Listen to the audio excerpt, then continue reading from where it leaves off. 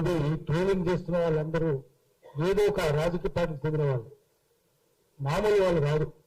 దీని వెనుక రాజకీయ పార్టీలే ఉంది. వాళ్ళని మనం విమర్శిస్తే పోలీసులు వస్తారు, విమర్శ పెడితే పట్టుకెళ్తారు, థర్డ్ డిగ్రీ మెథడ్స్ చిత్రహింసలు పెడతారు. మనం చూసినాం ఆ వెంకటరెడ్డి కేవీఆర్, ఆయన అన్నమాట ఏంది, ఏదో ఛానల్లో సోషల్ మీడియాలో మామూలు మీడియాలోనే చంద్రబాబు నాయుడు దేవునితో పోల్చినారు. ఆయన ఏం చెప్పిండు, ఒక మనిషిని ప్రవక్తతో కూడా పోల్చొద్దు. ప్రవక్త అంటే దేవుని దూత, దేవుని దూతను కూడా దేవునితో పోల్చొద్దు. మనిషిని కాదు, దేవుని దూతను కూడా పోల్చొద్దు. అట్లాంటప్పుడు మీరు చంద్రబాబు నాయుడిని ఎట్లా పోలుస్తారు? అట్లంటే దేవుని అవమానించినట్టు అన్నాడు. అన్నందుకు పోలీసులు వచ్చి పక్క స్టేట్ ఆంధ్ర పోలీసులు వచ్చి పట్టుకెళ్ళి కర్నూలు పెట్టి వారం రోజులు చిత్రహింసలు పెట్టారు. ఆయన భార్య ఫోన్ చేసిన రా ఇక్కడ రా అని బెదిరించారు. ఒక ఎట్లా చేస్తారు మీరు? అన్నది ఏం పెద్ద మాట ఏముంది, ఉన్నదన్న అన్నది కదా, అబద్ధం చెప్పలేదు, తిట్టలేదు కదా, చంద్రబాబు తిట్టలేదు, విమర్శించలేదు కూడా లేదు. ఒక సూత్రం చెప్పినాడు అంతే, ఇది సూత్రం అండి చెప్పినాడు. ఇది దైవ దూషణ అవుతుంది, ఒక మనిషితో దేవుని పోల్చడం దైవ దూషణ అన్నాడు, బ్లాస్ఫెమీ అన్నాడు. అన్నందుకు అంత చిత్రహింసలు పెట్టినాడు. మరి మనం ఉన్నది చెప్తే ఇప్పుడు ఇంతకుముందు మన రవి చెప్పినాడు, అందులో నా మాట్లాడితే నా మీద కూడా చాలా వచ్చింది. నా మీద కానీ రవి మీద కానీ వస్తే మాకేం బాధ లేదు, ఏం కాదు మాకు. కానీ ఆడబిడ్డ మీద ఎట్లా వస్తుంది? అది చాలా ఘోరంగా తప్పు కదా. అది చట్టం కూడా ఉంది, దాని కదా చేయడానికి చట్టం కూడా ఉంది. ఆయన ఎందుకు మాట్లాడతలేరు? రాజకీయ పార్టీలు ఎందుకు మాట్లాడరు? పోలీసులు ఎందుకు మాట్లాడరు? ఇవన్నీ కారణం ఏంటంటే ఈ social media, majority social media రాజకీయ పార్టీల చేతుల్లో.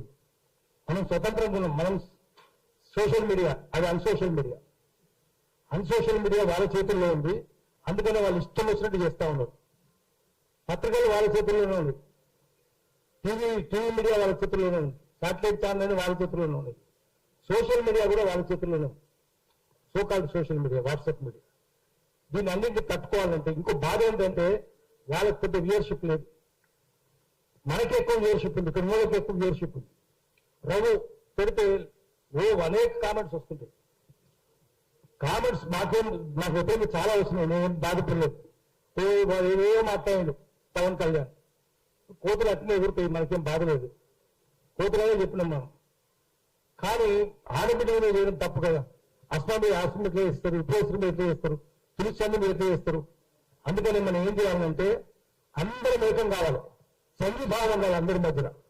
సంఘీభావం ఉంటే పోరాటాలు అవుతాయి. సోషల్ మీడియా తెలంగాణలో, ఆంధ్రలో కూడా అందరినీ కలిపి, తెలుగు భాష మాట్లాడే వాళ్ళందరినీ కలిపి ఒక ఉమ్మడి రాజకీయ శక్తిగా మార్చాలి. అట్లాంటి తీర్మానం చేయాలి. పెడదాం, ఎక్కడికక్కడ మీటింగ్లు కూడా పెట్టుకుంటూ పోదాము. అందరూ వాళ్ళకు ఏది కాదు కూడా చెప్దాం. మనం వాళ్ళన్ని పిచ్చి వార్తలు ఉంటాయి, అన్ని పత్రికలు పిచ్చి వార్తలు ఉంటాయి. పత్రికలు శ్రీశ్రీ చెప్పింది, పత్రికలు గోరంతలు కొండంతలు చేస్తాయి, కొండలు గోరుకొండలు దాచేస్తాయి. సమాజాన్ని, జనజీవితాన్ని ప్రభావితం చేసే వార్తలు సోషల్ మీడియాలోనే వస్తున్నాయి. అది వాళ్ళకి బాధ.